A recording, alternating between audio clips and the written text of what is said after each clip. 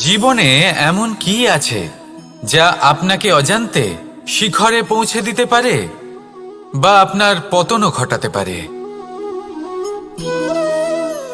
সঙ্গতি। যদি আপনি কোনো শ্রেষ্ঠ ব্যক্তির সঙ্গ লাভ করেন, তাহলে তার শুভ চিন্তা, তার গুণ, তার স্বভাব আপনার মধ্যে চলে আসবে। আপনি আরো শ্রেষ্ঠ হয়ে উঠবেন।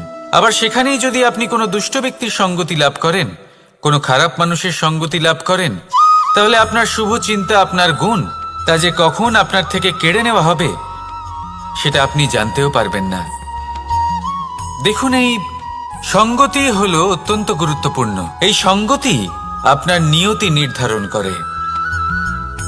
আপনাকে উদাহরণ দিলে, বৃষ্টির ফোঁটাকে দেখুন।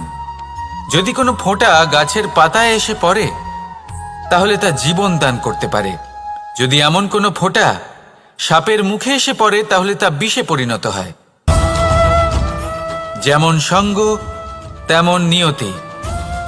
এবার দুর্ভাগ্যের বিষয় হলো এটাই যে বর্ষার ফোঁটা নির্ধারণ করতে পারে না সে কোথায় পড়তে চায়।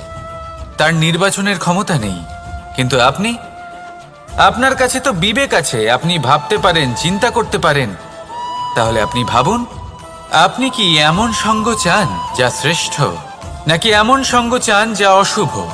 নির্বাচন আপনারই।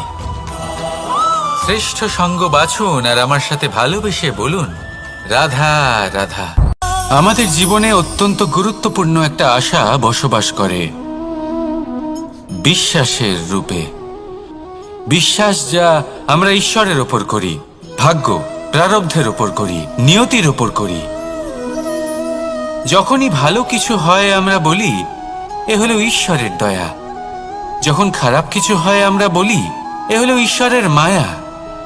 কখনো ঈশ্বর বা ভাগ্য বা প্রারব্ধ বা নিয়তি